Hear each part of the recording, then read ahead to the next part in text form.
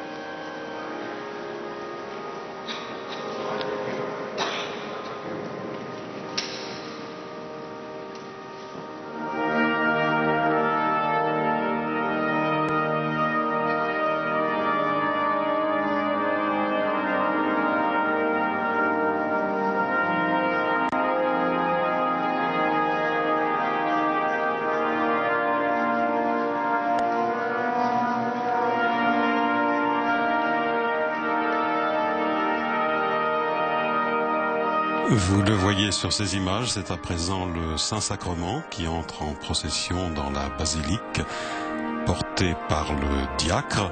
Et ce sont 3 frères carmes et 3 sœurs de la congrégation Marie du Sacré-Cœur qui portent les cierges en cette fête qui est aussi fête de la lumière, Chandeleur.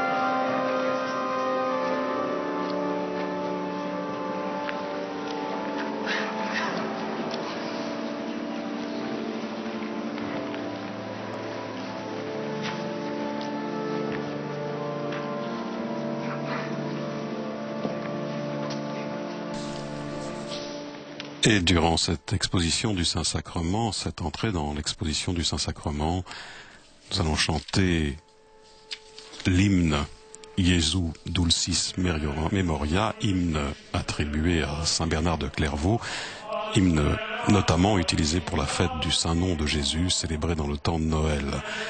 Doux est le souvenir de Jésus, dit l'hymne, qui donne les vraies joies du cœur, mais plus que le miel et toute chose est sa douce présence.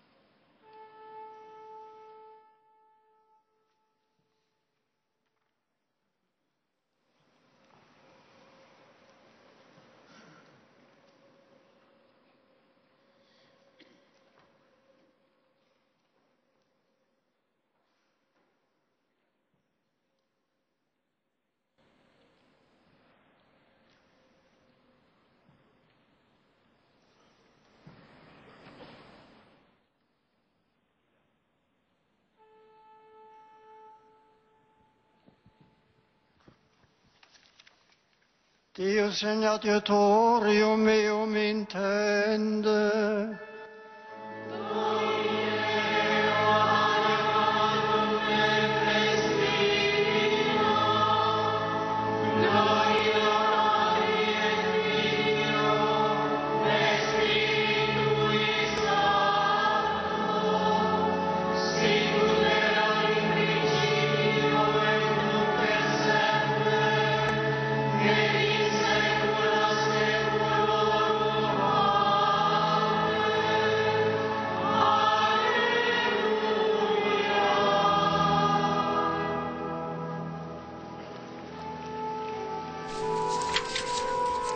Et c'est à présent avec l'hymne marial Quod Chorus Vatem que nous entrons dans ces vêpres, parce que cette fête de la présentation du Seigneur au Temple est aussi la fête de la purification de Marie, secondairement.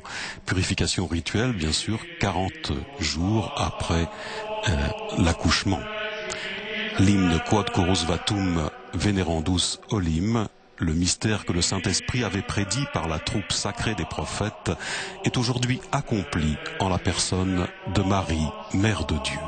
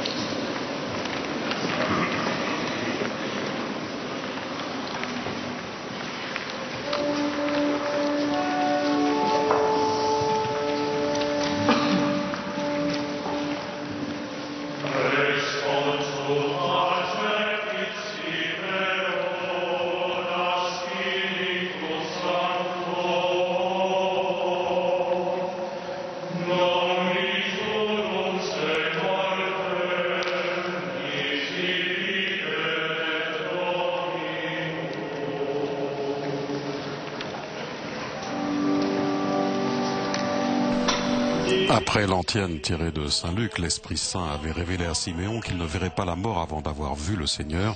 Nous chantons le psaume 109.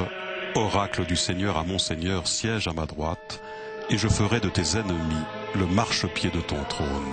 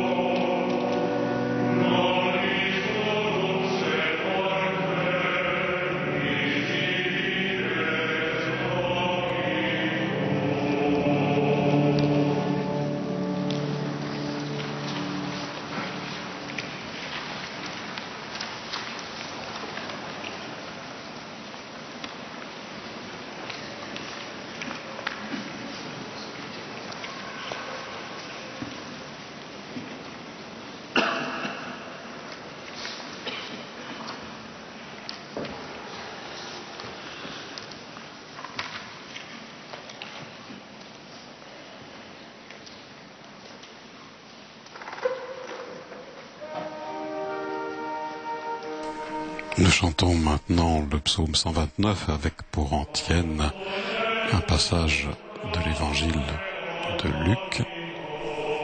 Pour consacrer l'enfant au Seigneur, ils présentèrent en offrande 2 petites colombes.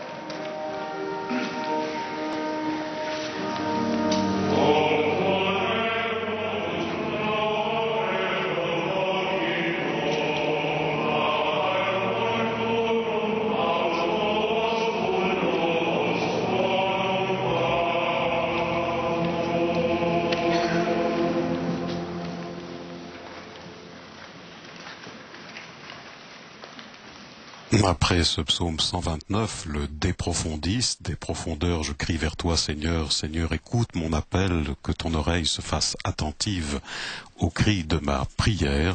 Nous allons chanter le cantique tiré de l'Épître aux Colossiens. Si tu retiens dans l'Épître aux Colossiens, avec l'antienne, mes yeux ont vu le salut que tu préparais à la face des peuples. Cette épître, ce cantique qui dit « Rendons grâce à Dieu le Père, lui qui nous a donné d'avoir part à l'héritage des saints dans la lumière. »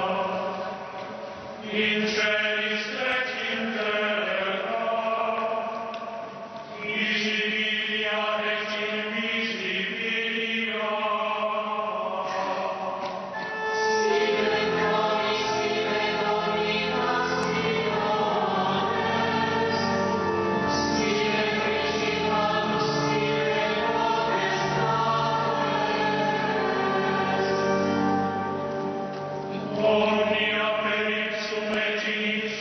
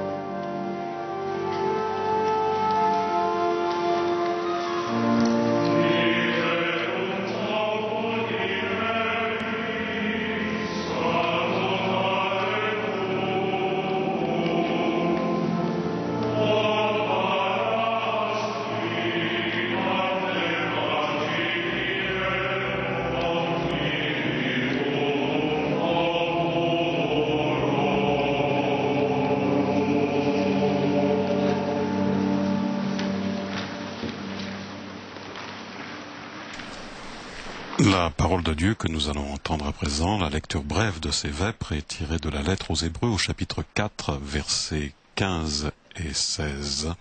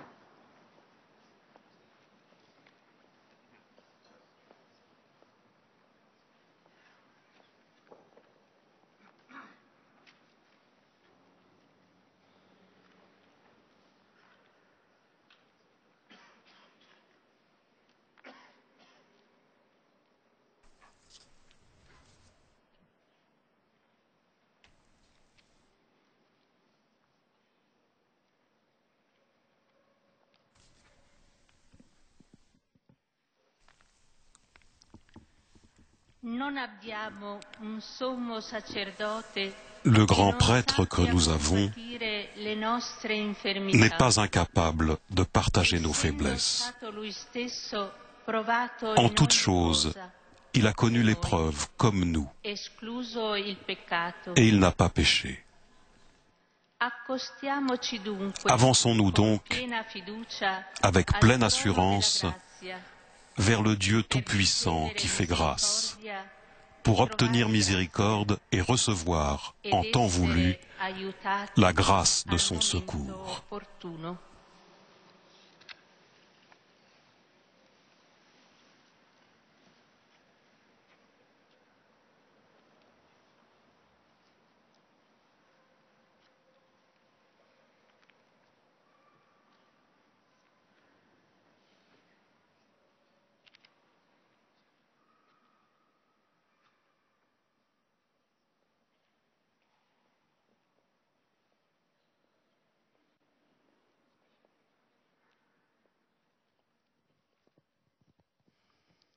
Cari fratelli e sorelle, la festa della presentazione del Chers frères et sœurs, 40 giorni dopo la fête de la présentation du Seigneur, 40 jours après la naissance de Jésus, nous montre Marie et Joseph qui, obéissant à la loi de Moïse, qui demandait d'offrir à Dieu tout premier-né, se rendent au temple de Jérusalem pour offrir l'enfant au Seigneur à travers un sacrifice. C'est un des cas où le temps liturgique reflète le temps historique, parce qu'aujourd'hui s'accomplissent justement 40 jours depuis la solennité de Noël, le thème de la lumière du Christ qui a caractérisé le cycle des fêtes de Noël et du temps de Noël et qui culminait alors avec la solennité de l'Épiphanie est repris et prolongé dans cette fête de ce jour. Le geste rituel des parents de Jésus advient de façon humble et cachée, ce qui caractérise l'incarnation du Fils de Dieu. Ce geste est accueilli par l'ancien Siméon et par la prophétesse Anna. Par divine inspiration, ils reconnaissent en cet enfant le Messie annoncé par les prophètes.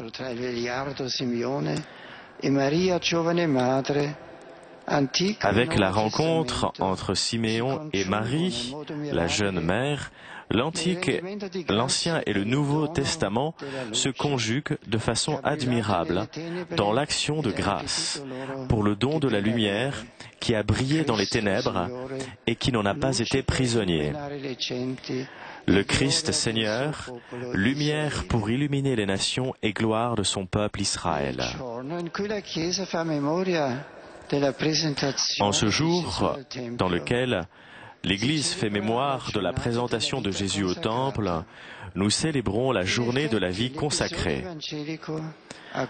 En effet, l'épisode évangélique auquel nous nous référons a une signification particulière de la donation de la propre vie de la part de ceux qui ont été appelés à représenter Jésus, vierge pauvre et obéissant, dans l'Église et dans le monde, à travers les conseils évangéliques. Jésus est le consacré du Père. Dans la fête que nous célébrons aujourd'hui, nous abordons le mystère de la consécration.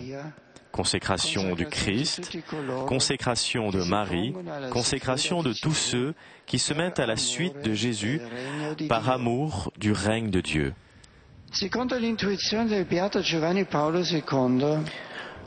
Selon l'intuition du bienheureux Jean-Paul II, qui l'a célébré pour la première fois en 1997, la journée dédiée à la vie consacrée propose quelques objectifs particuliers.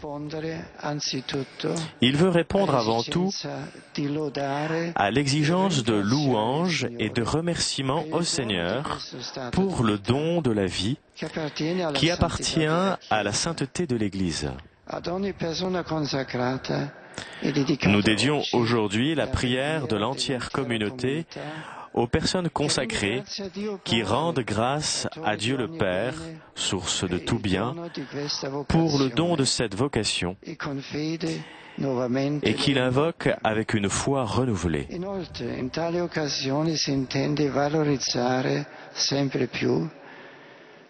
Nous voulons aussi valoriser, mettre en valeur toujours plus le témoignage de ceux qui ont choisi de suivre le Christ à travers la pratique des conseils évangéliques, avec la promotion de la connaissance et l'estime de la vie consacrée à l'intérieur du peuple de Dieu. Enfin, la journée de la vie consacrée entend être avant tout pour vous, chers frères et sœurs qui avez embrassé cette condition dans l'Église, une précieuse occasion de renouveler vos engagements et de raviver vos sentiments qui vous inspirent le don de vous-même afin de vous donner au Seigneur. Ce que nous voulons faire aujourd'hui est nous engager auprès du Seigneur, vous qui êtes appelés à réaliser aujourd'hui en Dieu votre vie. À l'occasion du 50e anniversaire de l'ouverture du Concile œcuménique Vatican II, j'ai proclamé, comme vous le savez, l'année de la foi qui s'ouvrira le prochain mois d'octobre. Tous les fidèles, mais de façon particulière les membres des instituts de vie consacrée, ont accueilli cette initiative comme un don. Et je souhaite qu'ils vivent l'année de la foi comme un temps favorable pour le renouvellement intérieur dont nous avons tant besoin, avec un approfondissement des valeurs essentielles et des exigences de la propre consécration.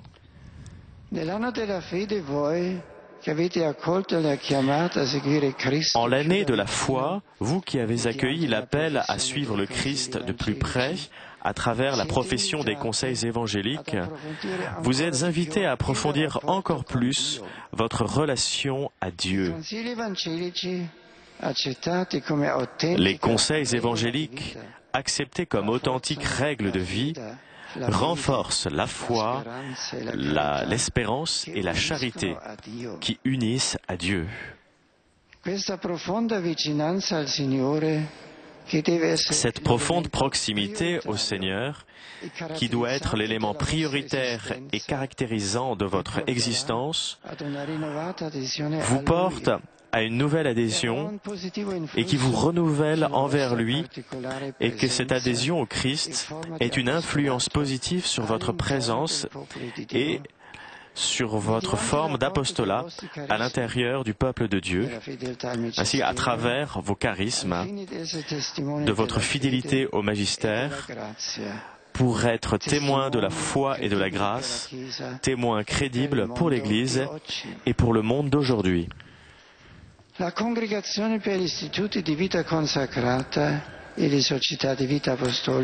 la congrégation pour les instituts de vie consacrée et les sociétés de vie apostolique vous proposeront des orientations pour que la foi constitue pour tous une année de renouvellement et de foi et de fidélité, afin que tous les consacrés s'engagent avec enthousiasme dans la nouvelle évangélisation.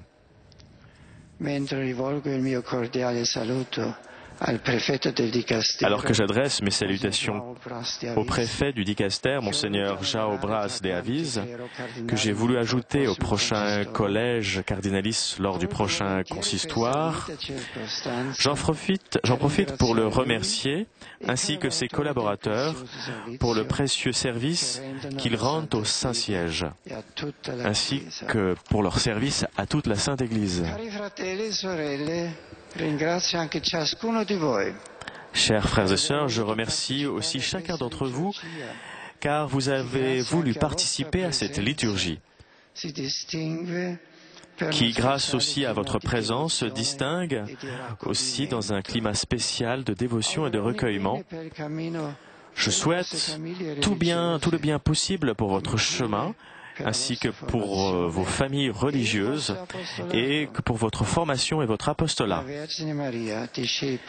Que la Vierge Marie, disciple servante et mère du Seigneur, obtienne du Seigneur Jésus que ceux qui ont reçu le don de le suivre dans la vie consacrée sachent lui rendre témoignage par une existence transfigurée, en avançant joyeusement avec tous leurs autres frères et sœurs vers la patrie céleste et vers la lumière sans crépuscule.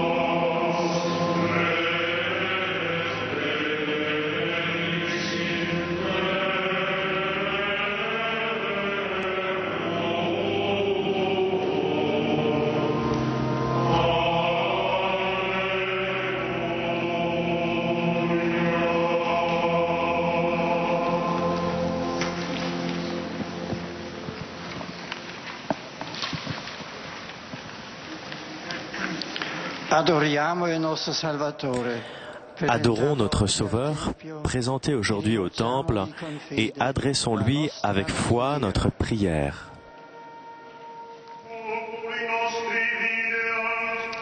Le refrain des intercessions chanté, ce refrain dit « Nos yeux ont vu ton salut, ô Seigneur ».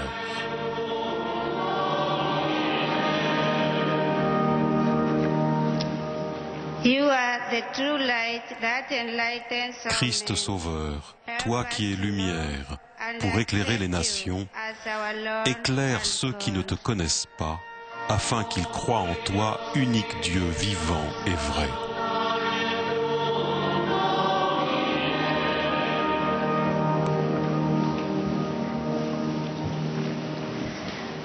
Toi, la gloire de ton peuple, fais de l'Église le signe du salut offert à tous les peuples.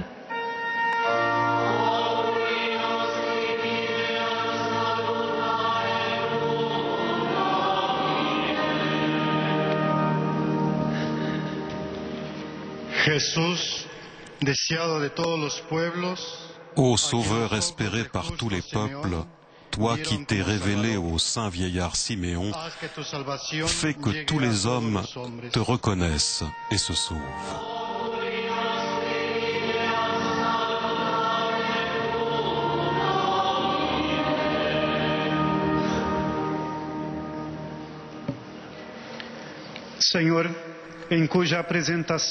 Seigneur, toi qui par la bouche du saint vieillard Siméon a annoncé à ta mère l'épée de douleur qui allait transpercer son âme, soutiens et réconforte ceux qui souffrent à cause de ton nom.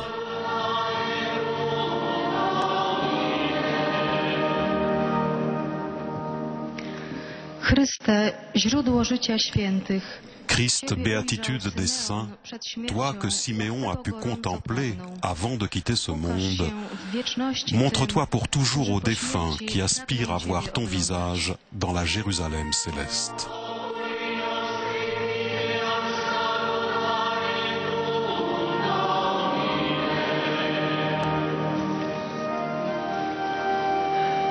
Pater noster, qui es in celis,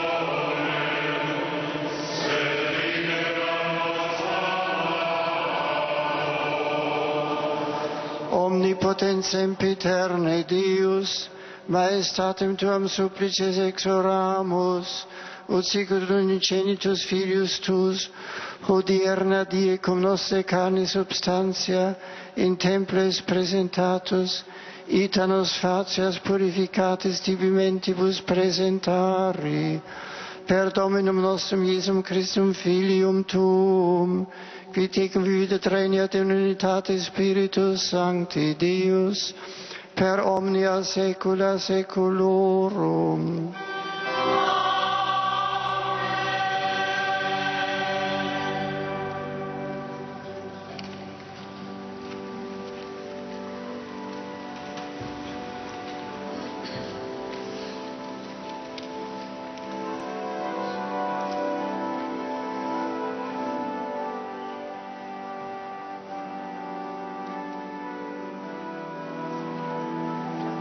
Le Saint-Père se déplace à présent pour aller adorer le Saint-Sacrement et nous allons vivre donc un temps d'adoration du Saint-Sacrement avant la bénédiction eucharistique que donnera le pape Benoît XVI à cette assemblée qui vient avec lui de prier les vêpres en cette basilique vaticane devant le Saint-Sacrement solennellement exposé en cette fête de la présentation du Seigneur au Temple, également journée de la vie consacrée. Et sont donc tout naturellement présents ici, rassemblés de très nombreux religieux et religieuses, membres des sociétés de vie apostolique ou des instituts de vie consacrés.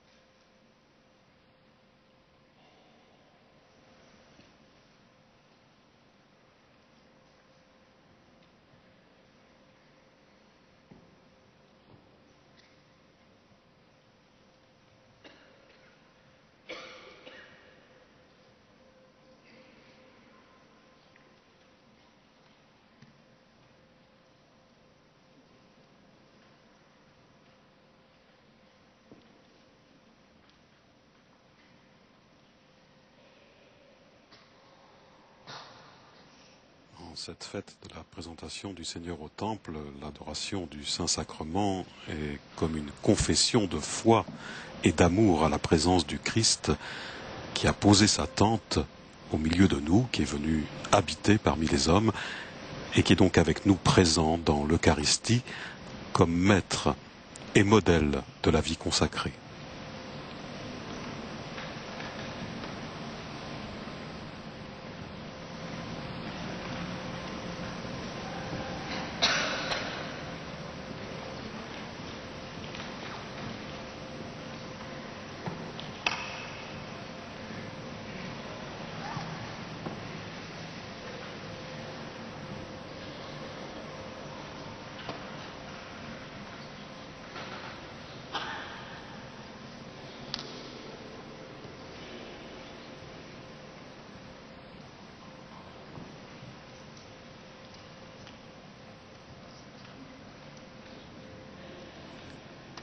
cette journée, l'Église confie bien entendu à Dieu dans sa prière l'ensemble des personnes consacrées, que ce soit les religieux, moines, moniales, membres des instituts de vie apostoliques et des instituts de vie consacrés, et encore également bien sûr les laïcs consacrés, mais plus particulièrement tous ceux qui témoignent de leur foi jusqu'au don même de leur vie dans certaines régions du monde.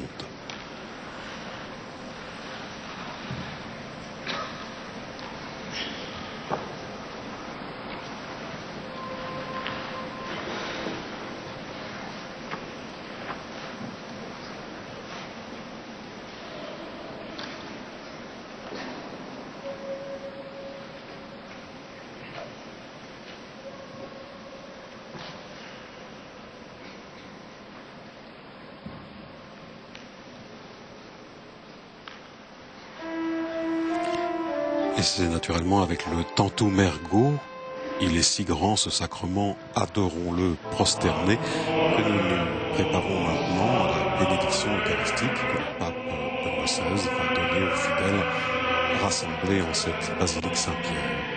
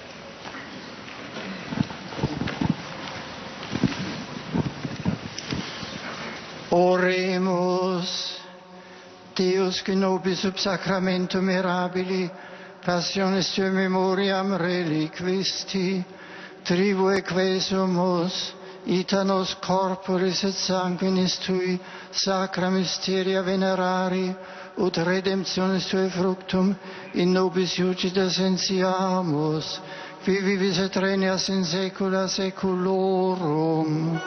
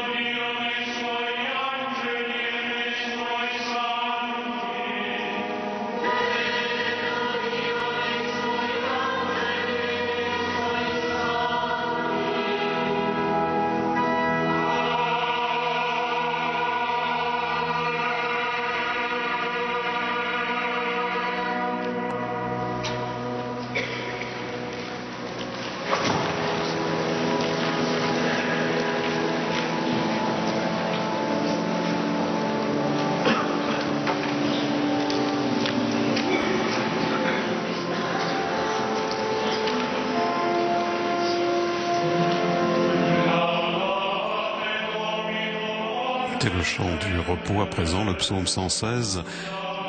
Louez le Seigneur tous les peuples, fêtez-le tous les pays.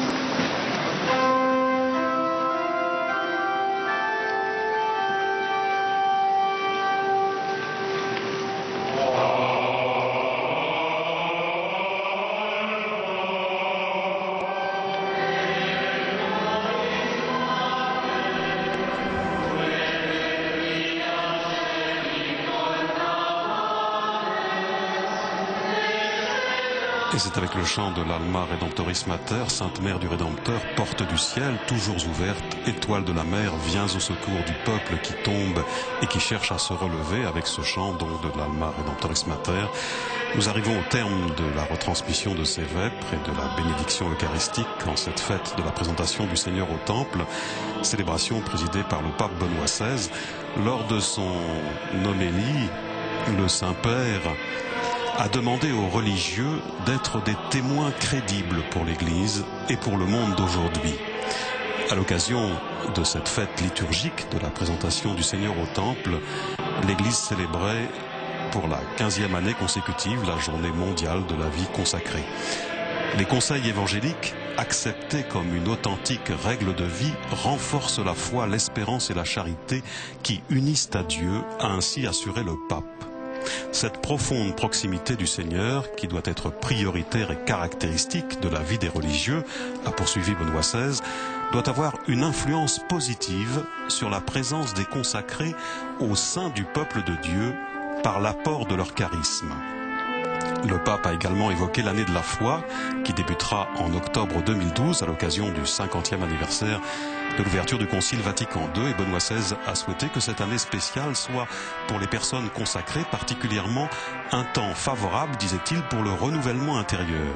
Il a également demandé que cette année soit l'occasion d'un engagement enthousiaste des personnes consacrées pour la nouvelle évangélisation. Vous savez que depuis 1997, à l'initiative du pape Jean-Paul II, la fête liturgique de la présentation du Seigneur au Temple est ainsi célébrée dans l'Église catholique comme journée de la vie consacrée. Et c'est après l'Assemblée du Synode des évêques sur la vie consacrée et sa mission dans l'Église et dans le monde en octobre 1994, et après la publication de son exhortation apostolique Vita Consecrata en mars 1996, que le prédécesseur de Benoît XVI avait décidé d'instituer cette journée de la vie consacrée, célébrée donc maintenant le 2 février de chaque année. Notons, si vous le voulez, que les statistiques de l'Église catholique, publiées chaque année par l'agence Fides, montrent que le nombre des religieux non-prêtres s'élevait fin 2009 à un total de 54 229 et les religieuses, elles, étaient 729 371.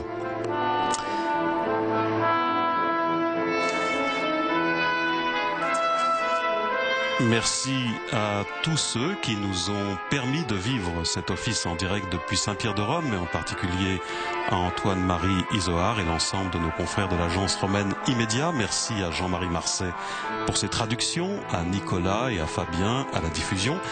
Le prochain rendez-vous en direct de Rome, ce sera dimanche 5 février à 12h pour l'Angélus. Merci bien sûr surtout à vous tous de votre fidélité à KTO et bonne soirée à tous. À très bientôt.